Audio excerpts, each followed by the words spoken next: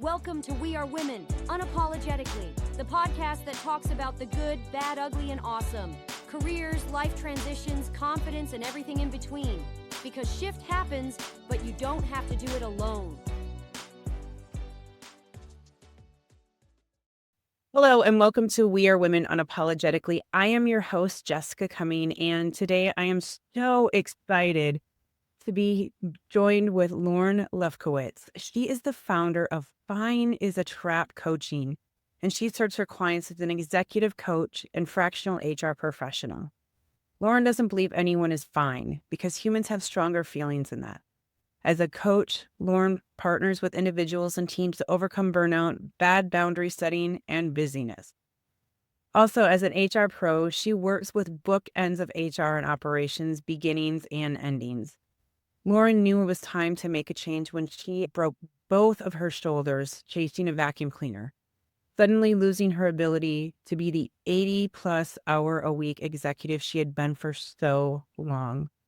And that is what started her path to changing her life as well as impacting so many others. Your story is so intriguing to me, and I think that it will resonate with so many other women out there because so many women have had those 80-hour plus weeks. And whether it was by their own choice or not, have made a change. Why don't you tell me a little bit about your story and how you went from being HR professional to Thank you now so owning much. your own business? It's funny that you are talking about choice already, because when I started working 80-hour weeks, I really did enjoy it. And then when I didn't enjoy it anymore, I had to figure out how to unchoose it. So my progression in my HR career was that I was really good at HR, and I got invited to more and more things, which was super flattering. I wanted to get in on other things, so I hand raised a whole bunch. And it eventually got to the point where I hit a cliff. I loved it. I hated it. I was in HR for 20 years, and for 15 of those years, I loved it. The hours didn't feel like long hours. The work didn't feel like hard work. It was a lot of work. It was challenging work, but it didn't overwhelm me. And then I fell off this cliff, metaphorically, before I actually fell off the other cliff that broke my shoulders. And I didn't know how to back out of it. And I think so many women get into that mode of feeling the sense of responsibility. And once it's mine, I never get rid of it. And I just keep taking on more and more and hand raising for more and more and feeling guilty if I say no, or feeling guilty if I say I can't keep this project anymore because I've taken on this new project. And so the universe helped me figure out how to back out of it when one day I was working from home. And at the time, I was interim managing a couple of departments, which was a thing that I hand raised for very often. When we were missing a leadership team member, I was hiring their replacement and also filling in for them. I was referred to sometimes as the vice president of whatever you need. And one day I was working from home. I was managing meetings and running my Roomba vacuum at the same time, because if you're not multitasking, what are you even doing? There's a little snark in there. But that was my way. And I saw the Roomba going for the unplugged cord of a glass lamp that was on a table by the door. I thought, this is going to crash on the floor. There will be glass everywhere. My dog is going to jump from the startle. She's going to have bloody feet. I've got to fix this. So that was like the, half a second thought. And I ran across the room to catch it. I slid in my socks on my wood floor. I could not find anything close enough to me to catch. I fell face forward, arms over my head, and both of my shoulders broke. The first joke from my friends, because I thrive on humor, was, oh, look who can't be a hand raiser anymore. Quite literally, my ability to raise my hand was taken away from me. I spent 3 months in hospitals and rehab centers, another month at home with home health care, relearning how to use my arms. And then I got back to work. And even though during that 4-month period, I had really promised myself things would be different. I didn't have a plan. And so I went right back to it. And as soon as my arms could handle it, 80 hours a week, took on interim managing the finance department because I wasn't interim managing anything at that point.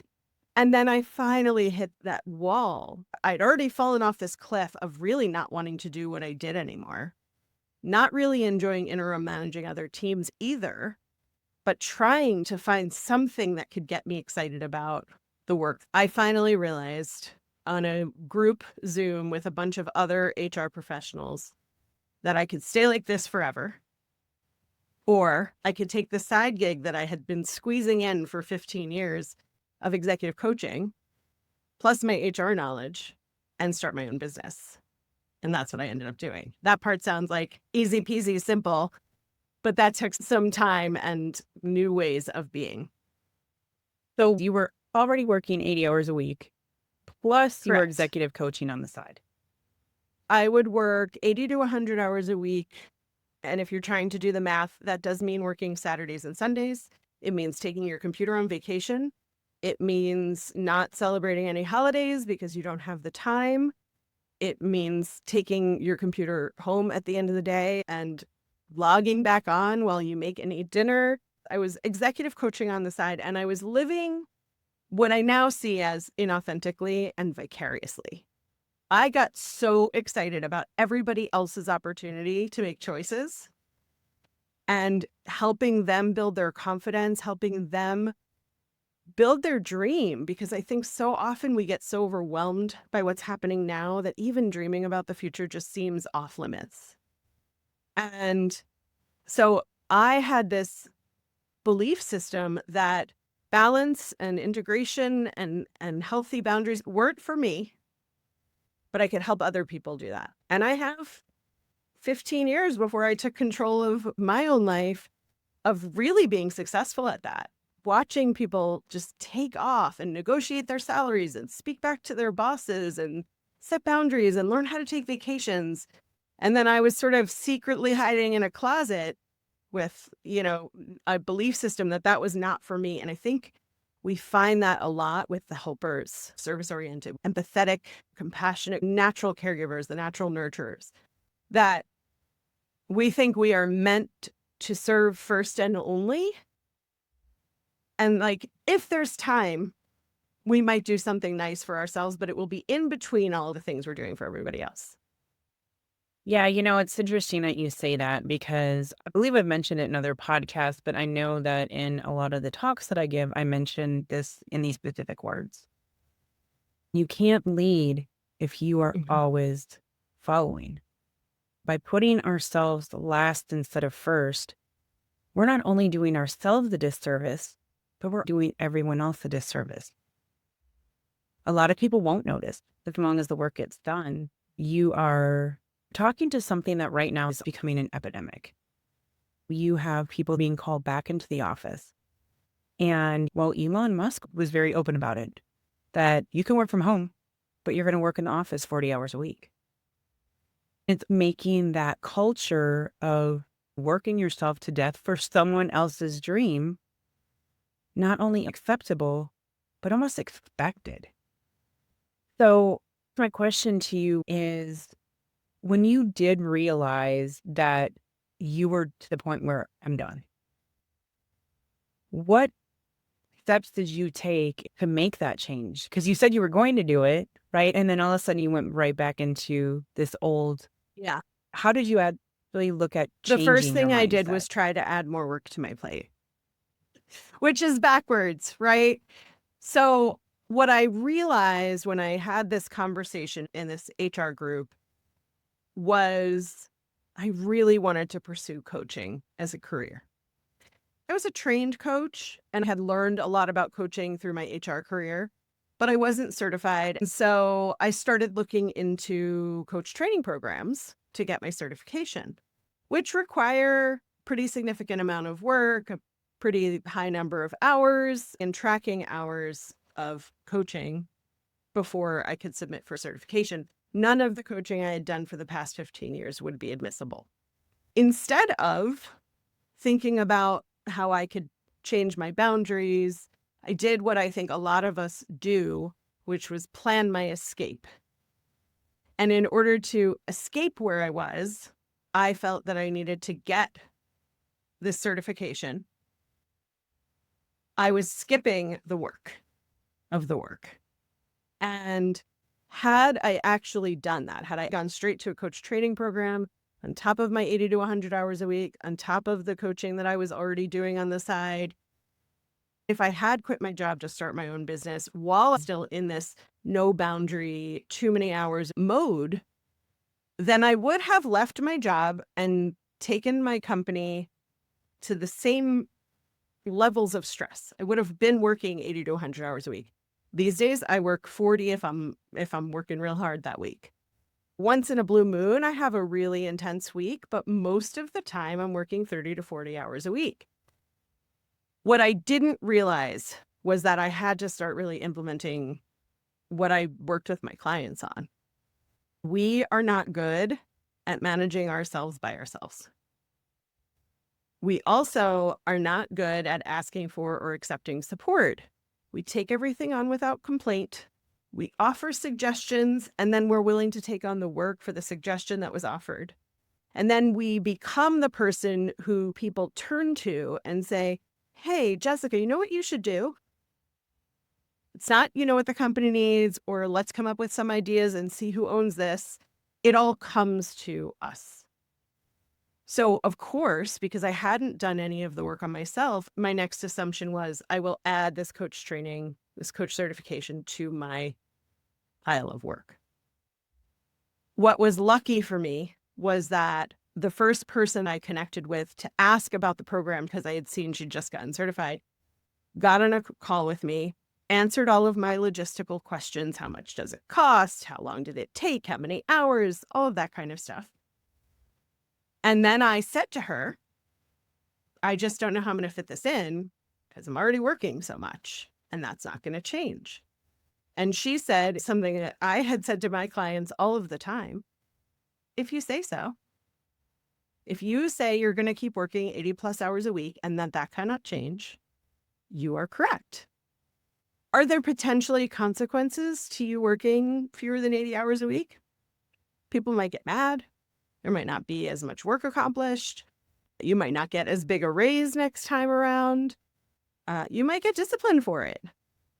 And also, you might not. It might just be like, finally, Lauren's not working all the time.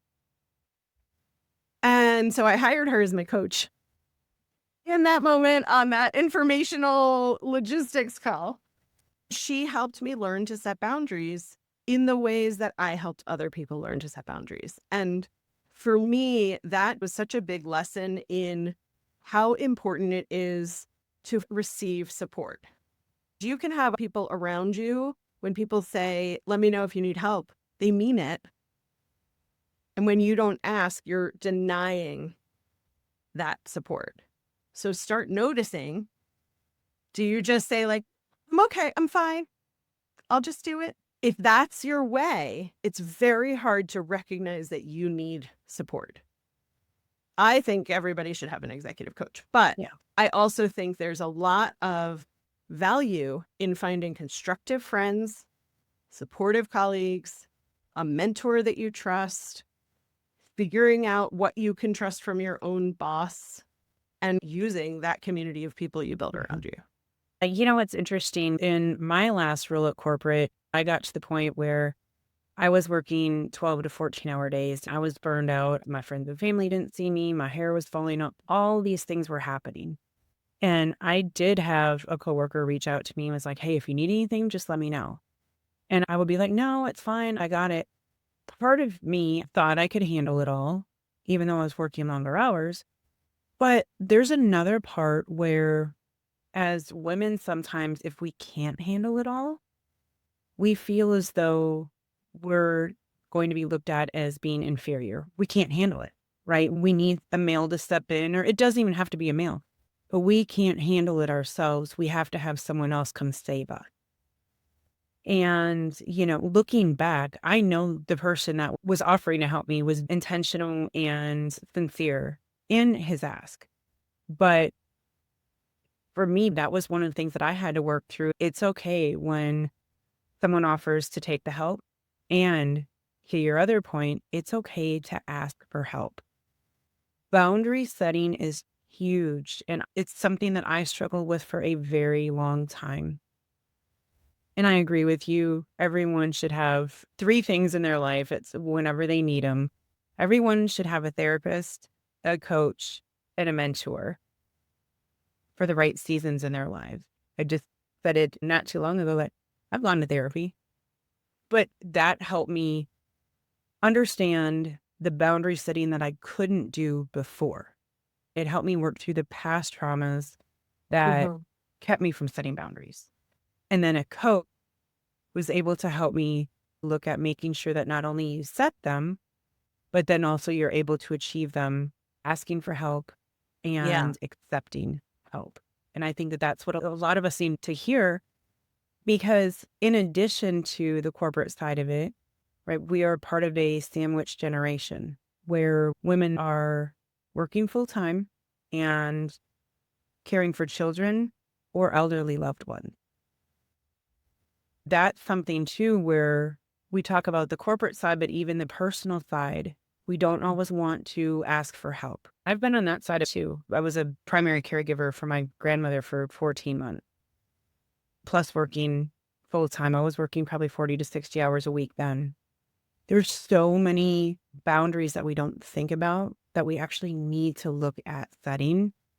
And I think it goes both ways. Would you agree when it comes to the clients that you've worked with? Like, we oftentimes focus on one, but know that it needs to be both. It's for sure. And I think when we talk about ourselves and our responsibilities, we use a system of but.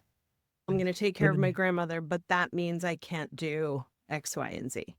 I'm going to go to this bridal shower for my very dear friend, but I'm going to have to step out to check my email and make sure nothing's blowing up at work.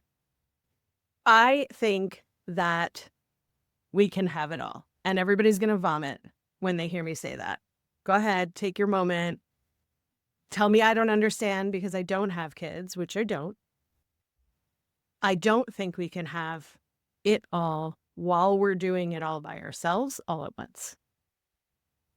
If you are willing to look at how to prioritize yourself and how to really integrate yourself into your own life without being the cleaner-upper of everything, which is often the big bulk of the work, right? Is that reactive, well, this has to get fixed, that has to be taken care of, I have to take my kids to this.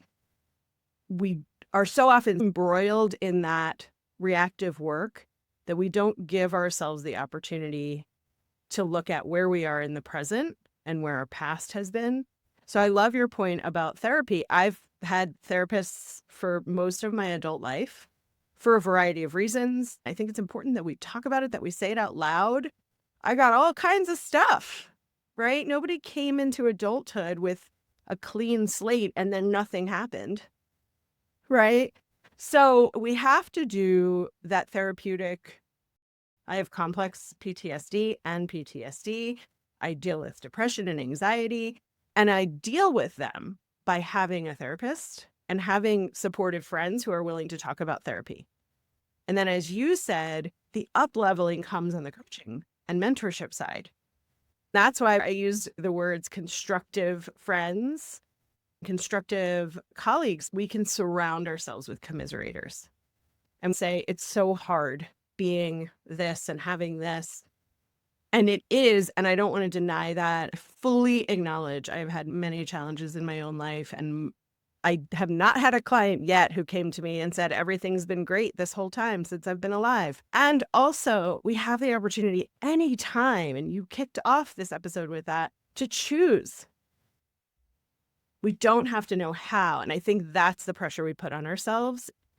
We want to go to the gym and sign up with a trainer and already be in shape and have the trainer say, it's amazing how much you know.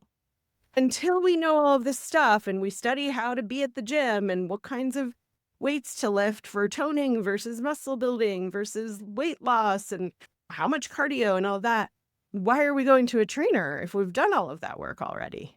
because we don't want to look bad. We don't want to look like we don't know what we're doing. I am here to tell you, I have no idea what I'm doing all the time. It's once I accepted that and I stopped trying to Yeah. pretend that I knew how to do everything and fix everything and be there for everyone all the time. First, I got really tired. And then I started realizing like, oh, I get to be in my own life. And that's when things really started to change, was when I was choosing to say no, when I was working with my coach on how to say no, when I was trying to figure out like, where do I want to live? How do I want this business to look?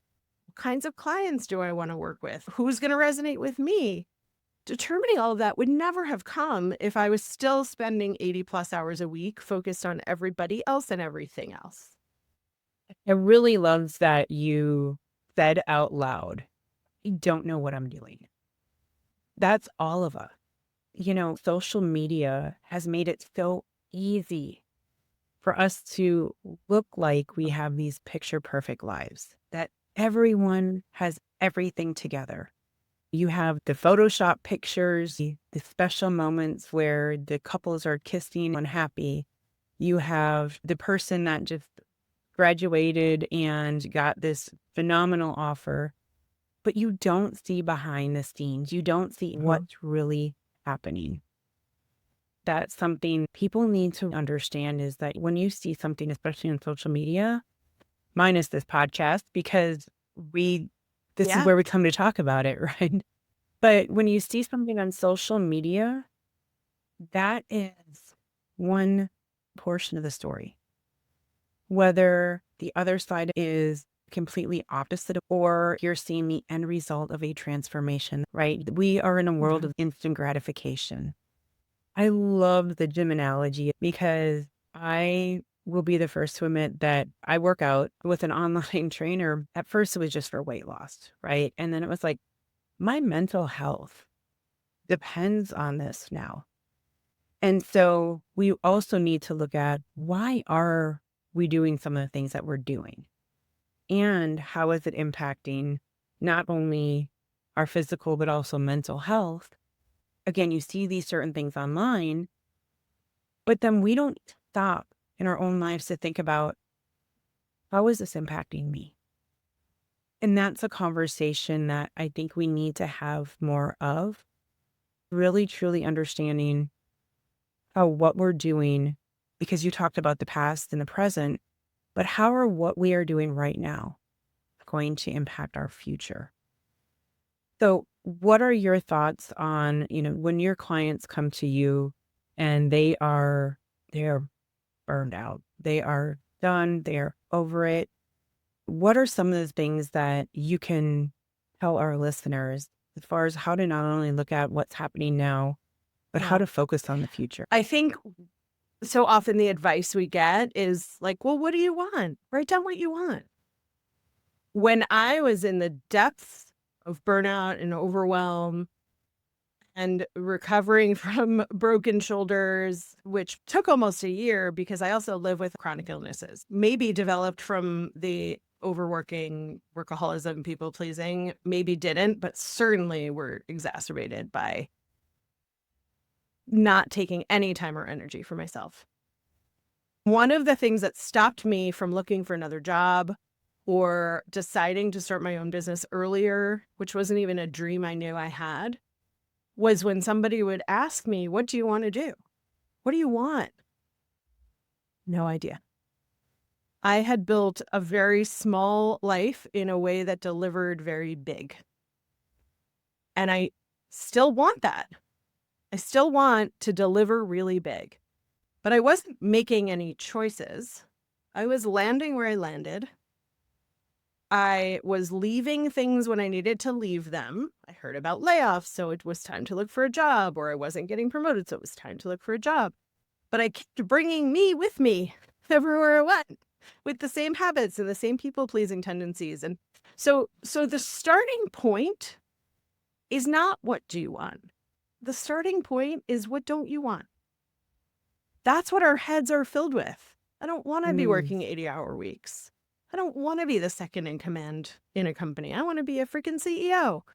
Or I don't want to be doing as much caring for my kids as I do. I think I'm over coddling them. So we hire somebody or figure out how to give the kids chores as they're getting more mature. Before we start figuring out the solutions, we have to clear out all the cobwebs of what we don't want. That's something I often start with my clients. What don't you want?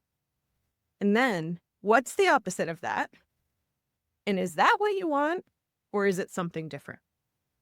If somebody says, I have to work full time until I'm ready to retire, cool, okay, great. What don't you want? I don't want to work 80 hours a week. What's the opposite to you in your mind of working 80 hours a week? Well, 40. Is 40 what you want? No, I'd actually be happy working 50. Right? So you can then dig really deeply into what don't you want? What's the opposite? Is that what you want? And if it's not, let's figure out what is. And very often people think, I have to quit my job. I have to leave. I have to fix this. I got to fire these people. I hope my boss gets fired. Whatever the thing is that we feel like is the tether that's holding us down, almost never is. It's almost always that we don't even know what we want. So we may as well stay where we are because at least we know this version of bad or of fine. But if we go somewhere else, it could be an unfamiliar version of fine. Or it could be terrible. My clients vary from starting their own businesses. Most of them don't. Most of them don't want to leaving their job and sometimes doubling their salaries, to staying where they are. But because they have better boundaries, ask for what they need and contribute the way they want to, they're way happier. People respect them in a different way. But you have to figure out what you don't want before you can start jumping into how you're going to fix it. I like your perspective on that. And a couple of takeaways from that I just want to reiterate. The first one is the devil you know versus the devil you don't know, right? Sometimes people stay where they are at because it's comfortable. And I will tell you, I was there. I remember when I first got the hint that there was a potential I was going to be laid off. This is at a time where I was looking at moving back to Australia. I was going to start a life there that I had once had. I remember my boss turning to me and saying, well, then if you got laid off, it wouldn't be that bad.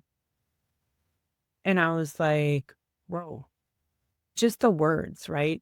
I don't know if anyone has ever been okay by hearing those words.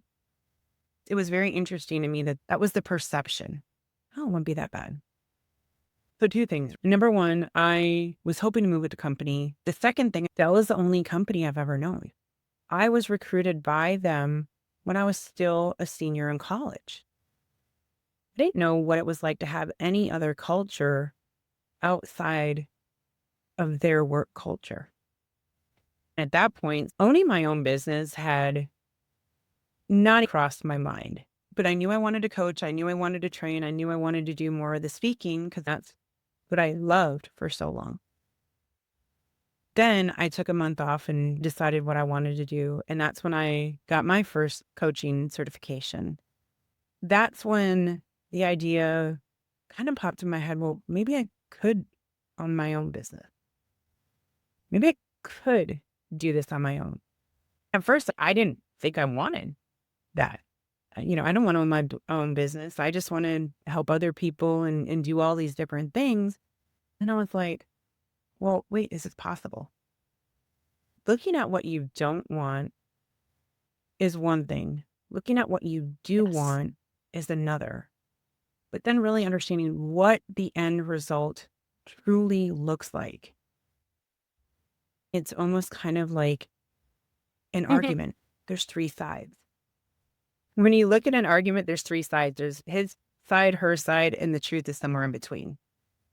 And I think that when it comes to what we truly want in life, it's the same thing. It's what you don't want, what you think you do want, and the truth of what you truly want is somewhere in between.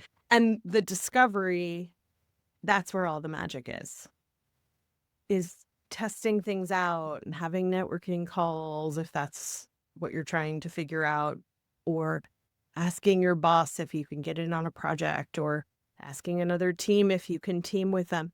The exploration, what exists out in the world, including what job you can have next or what business you can start or how much money you're valued at as a professional. It's all part of the exploration. I've had countless conversations with people who say what they want a little bit and then tell me all the things they're willing to give up. I really want to switch from marketing to communications. And they're similar enough that I think I could get a job, but I know I'll have to drop from director to coordinator. And I know I'll have to take a pay cut from 6 figures to 5 for a while. All of these buts come in. So I stay here because this is what I know. And if I'm going to have to make all of these exceptions to my life, I don't know, it doesn't seem worth it. So you have to go all the way back to like, where are you now? What isn't working? Before you can do what you want. And something that I do with all of my clients when they start figuring out what they don't want is having them look around their workplace for where what they don't want doesn't exist. They don't want to be working 12-hour days anymore. I want you to look around the office, figure out who is the person who is out the door at 4 p.m., who doesn't come in until 8:30 or 9, and they're respected. What are they doing? That's a person that when you get confident and ready, you can ask them for 15 minutes or buy them a coffee and say, how do you balance it all? How do you leave every day at a reasonable hour and not stay up all night wondering what's waiting for you in the morning? That person probably either has some good advice, maybe they're a great delegator, maybe they don't have as much work on their plates. And they don't know how you get work off of your plate, but they know they don't have as much as you, and maybe they're making the same money as you or more. So there's a lesson in everything around your office. And I've had clients go to another company with a promotion, with a raise, and realize that their new boss has less experience than they do, and that they can now apply for even higher level positions. There's so much fear. If we start with just noticing, just looking around and not making decisions and not making fixes, we're giving ourselves a great amount of space and energy to open up the opportunity to really look and decide. Yeah, it doesn't really cost you anything. It doesn't cost you anything to ask the question. Now, it may cost you a cup of coffee, but in the grand scheme of things, that's nothing compared to the knowledge that you can gain from those 15 minutes. I have a couple of different people that I regularly check in with because regardless of what job you're in, you shouldn't be doing it all alone. We have those conversations, check in, what are you learning? And by doing that, not only am I exploring more about that person and their job, I'm also gaining knowledge, which then if I want to learn more about it, I've just gained a new transferable skill that I can take if I want to go somewhere else. And when you're talking about going from marketing to communications, I think that's a perfect example. There are so many transferable skills that people don't even realize that they have. We don't oftentimes take inventory of those skills. We do them so often, so routinely, that to us, it's just common knowledge, or we don't give ourselves enough credit that we actually know how to do those things. Looking at your transferable skills, was that something that was a challenge for you or for your clients? Skills was not something that came up for me in starting my business, only because I knew that there was so much I didn't know that I needed to hire a business coach. So having that support for the things I didn't know how to do, amazing. I got an accountant right away because I can barely count on my fingers. Having an accountant was important. The rest of the stuff I've been doing as a business owner has been messy. I think it looks tidy from the outside, but I'm not a marketer. I realized pretty quickly that I'm a good storyteller. And so I was able to use that and work with my business coach to figure out, how do I make those calls to action in my storytelling? With my clients, they're very often coming to me so burnt out and so boundaryless that they're not even sure what they do for a living. So sometimes you have to take an inventory of that, and what skill does that serve? And very often, for women in particular, will not apply for a job unless they're 80 or 90% qualified for it. And even then, a lot of women just won't. So you've got 20, 30% of women willing to say, I can do this job, let's make it mine. And you've got 80 or 90% of men who are willing to say, I can do 50% of this job. But it is part of the inequity is that women aren't often confident enough to level jump the way that men do in the workplace. Understanding what you do for a living and how that transfers, and really looking bullet by bullet at job descriptions. And you only have to do it a couple of times to get the gist of it. But if you've done this inventory of who you are as a professional, and then you do this look at job descriptions, you start finding bullets that you like inside of job descriptions and what you're attracted to. And I had a client who only really liked 10% of her job. 90% of her job was what she was originally hired for. 10% of her job was client education, change management, speaking about change. And then the rest just felt like boring admin work to her, high level, but boring. We eventually, when we did the real inventory of what she did for a living and what she wanted to do, that 10% was robust enough that her next job was in change management. I've had more than one client do that because they love this tiny part of their job and they don't want to lose that if they go somewhere else. Well, go find that as a career. Nobody's going to ask you in your interview on your resume, tell me for each bullet, what percentage of time are you spending? But we're afraid of that. We're afraid that we're going to get called out on, well, it's only 10% of my time in change management. The rest, I do this, this, and that. Well, you can't possibly be qualified. I mean, I don't spend 5% of my time cleaning my toilets, but I know how to do them really well. You'll have to come visit mine. Not my favorite. Not say it's your favorite job. I love this conversation because I know the exact statistics you're talking about when it comes to men and women applying for jobs. Men being actually willing to apply before they meet 80, 90, 100% of that criteria. This is something women can learn from. These guys are out there saying, I am willing to take the risk before I'm 100% ready. That is a superpower that we really need to pay attention to. And we miss out on 100% of the opportunities we don't take. We've all heard that so many times. But we have to be willing to try. And it's scary and it doesn't always feel comfortable. You don't have to be 100% certain or 100% confident. Because as long as we're willing to try, we won't regret it. But we will regret when we don't try. And coming back to support, whoever your support system is, if you don't have one, start finding one. But whoever your support system is, that's your soft landing. So when you get the rejection letter at 2:00 in the morning and wake up thinking maybe they'll call me to interview today, and you get that rejection letter, if you don't have a community, you may take that as, oh, I'm not qualified for this type of job. I'm going to apply lower.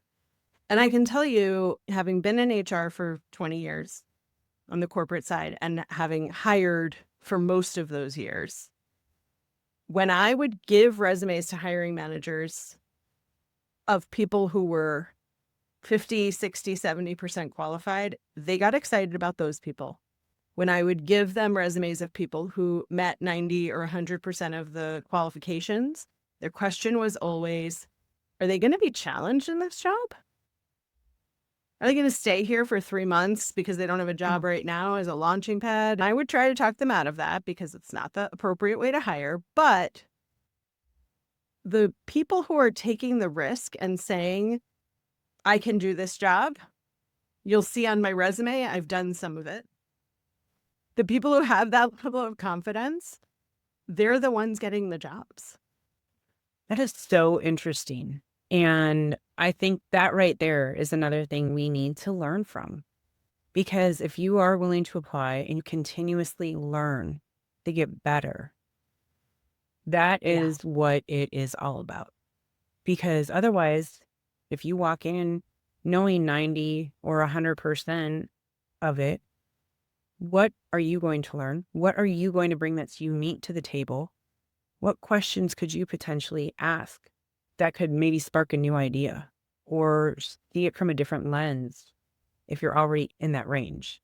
So that's great perspective. And some of Thank you for sharing that. Own chronic hand raising was this boredom level that I had because I had mastered my job. I had mastered my career.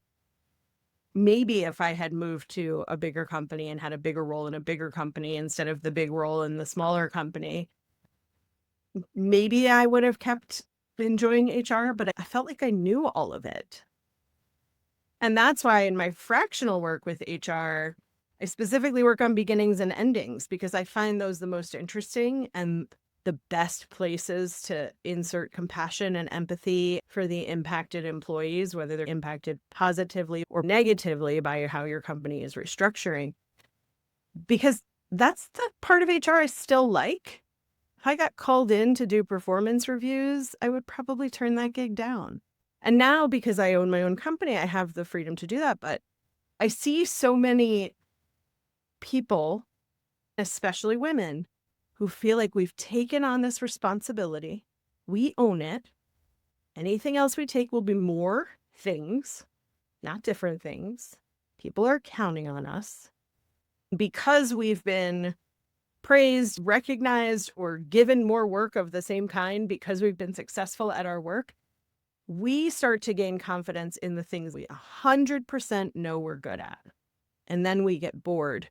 No more pay, just more stuff because we're so good at it. I raised my hand for marketing, programming, whatever we need. That sounds interesting. It never was because none of it was what I wanted to do. But it helped me discover that what I wanted to do didn't exist for me in the corporate world the way that I would have wanted it. When you're actually interested in your work, you're not seeking out more other work. You're not really standing for, well, I'll just take whatever you give me because you're getting excited about something. So you want to do all that and you try to get the other stuff out of your area of responsibility. Yeah, I think that's a really great thing is we do take all of this on, but we don't really hone in on what we want. A lot of times, especially in the corporate world, what we will see due to corporate changes, due to restructuring, our jobs will morph. They will change. You are being asked to do more with less. You are being asked to take on someone else's responsibilities. I know that happened to me in my last role.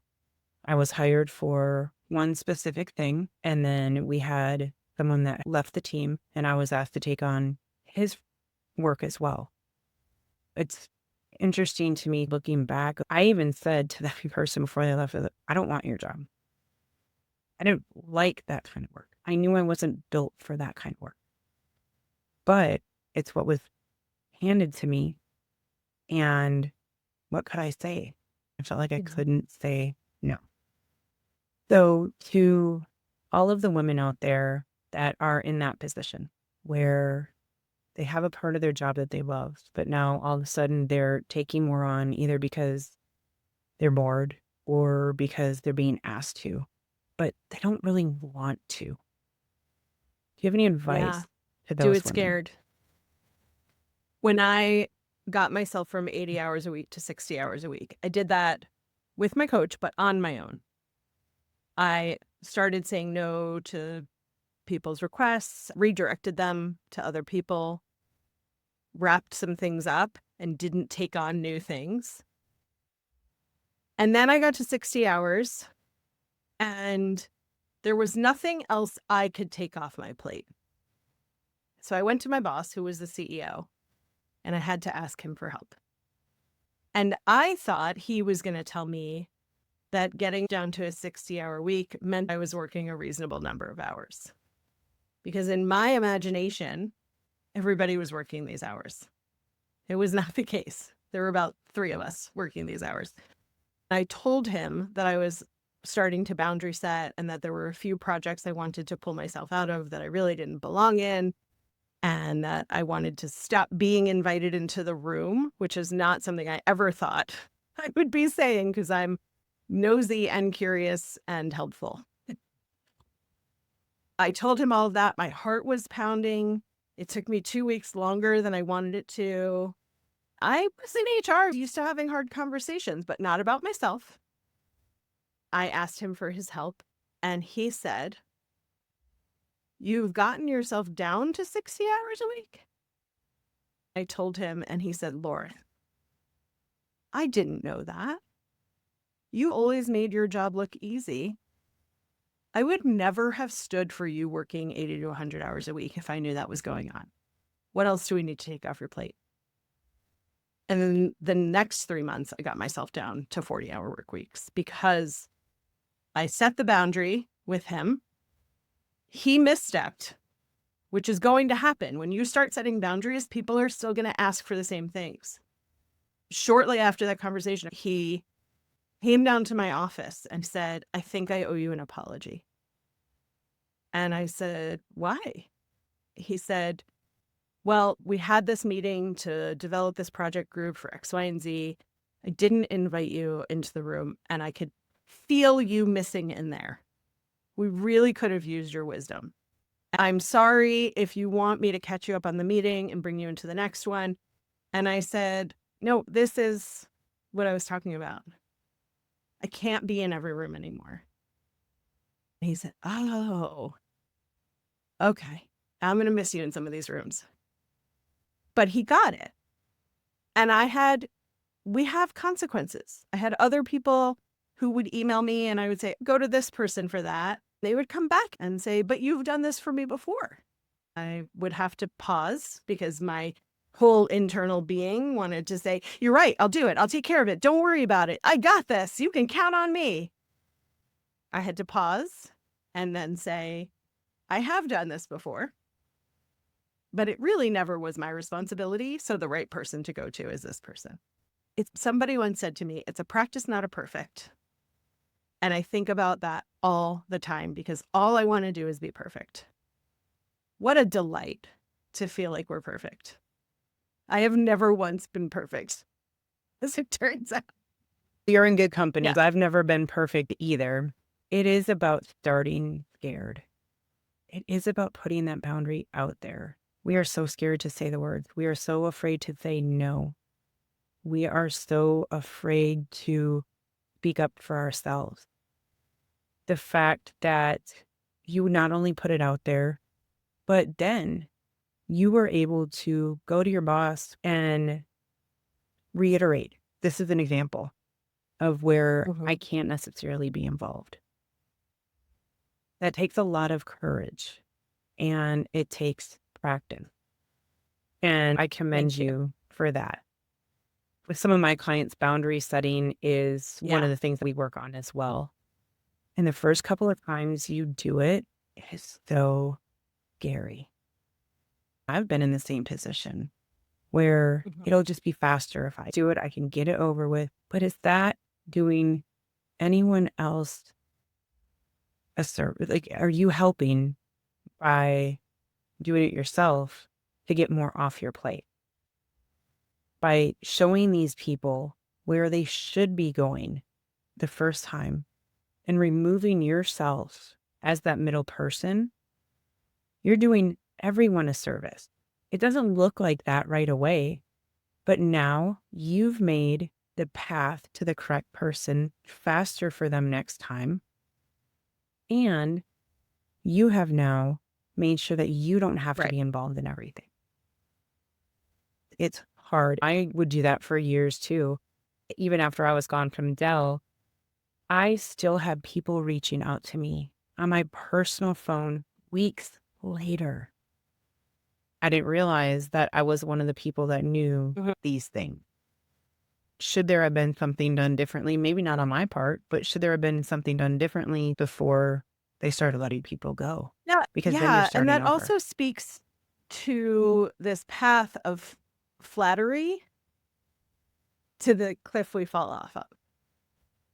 Because it's kind of cool. There's something that really feeds my ego when somebody asks me a question and either I know the answer or I know how to find the answer. It makes me feel smart. It makes me feel included. It makes me feel successful. But eventually, I have too many other things that I'm probably not interested in.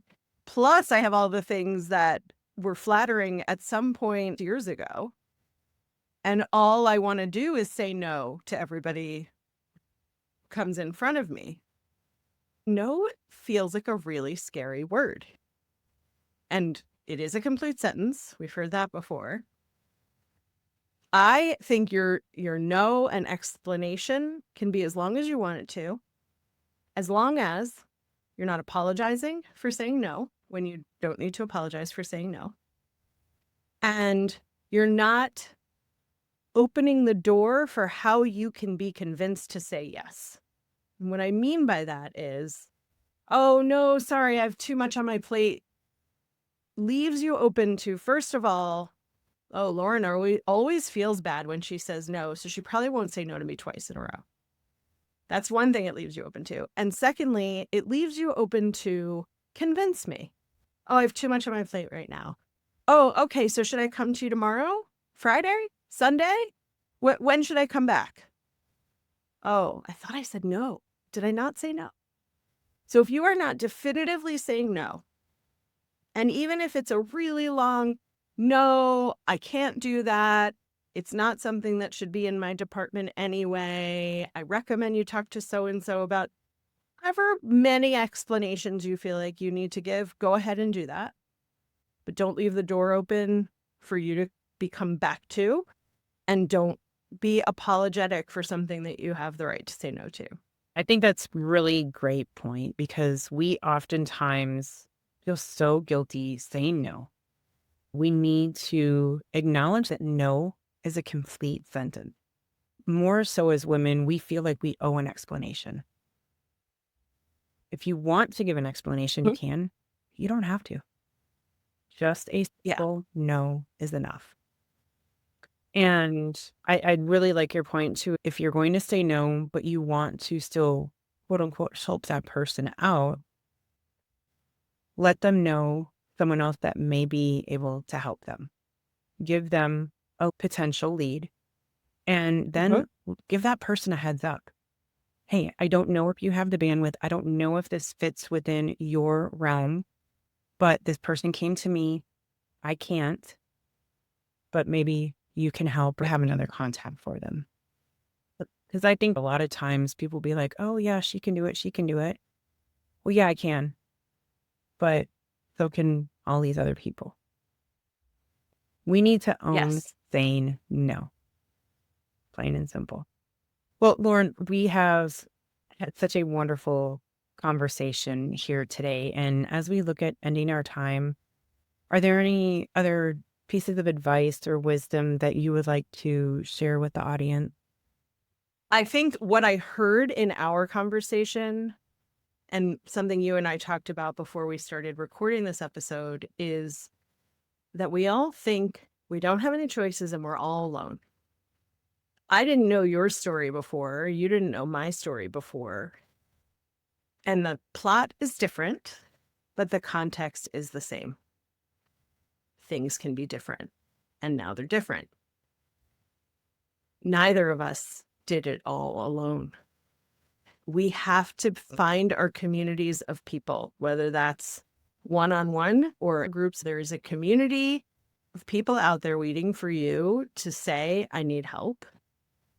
When I broke my shoulders, one of the first things that I heard from people who came to visit me was that they were so happy to be able to help me, not because of the situation, because nobody wanted to be seeing me with broken arms or know that I couldn't do anything on my own, including feed myself. But they felt supported by me over the years, and I was always very standoffish with asking for help. I had this hyper independence. And understanding all of these people had been waiting to help me, almost all of us have that.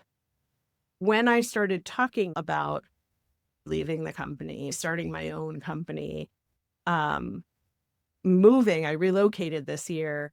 All of these things are things I would have just tried to solve on my own, and I wouldn't have been nearly as successful. So the first choice that I think your listeners get to make is, what do I not want anymore?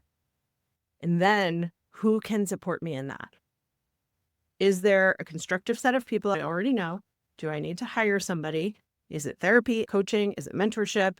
Is it a class? Is it a book? Is it a combination of all those things? I think we should all be in therapy. We are unhealed generations of people, and I think we should all be in therapy.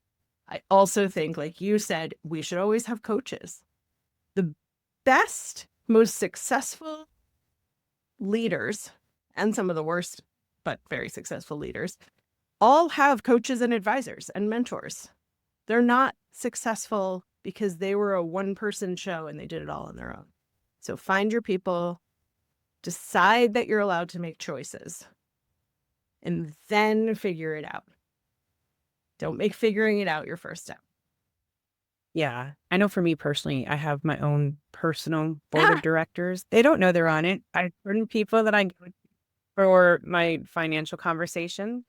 I have certain people that when I need business conversations, I go to. When I need reality check, I have certain people that I talk to. And when I need a pick-me-up, I have certain people I talk to. I don't tell these people they're on it because if they know, they act different.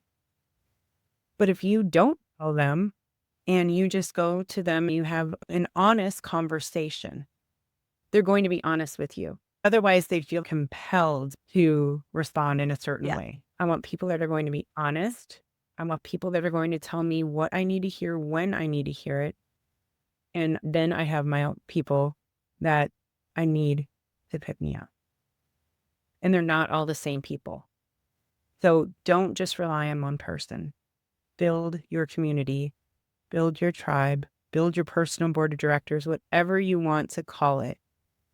But use them, appreciate them, and allow them to help you. Lauren, thank you so much for being here today. And I truly appreciate you and our candid conversation. And I have learned so much from you. And I truly believe that all of the listeners and watchers will as well. So thank you again so much for being here. Until next time, stay fierce, stay bold, but most importantly, stay unapologetically you.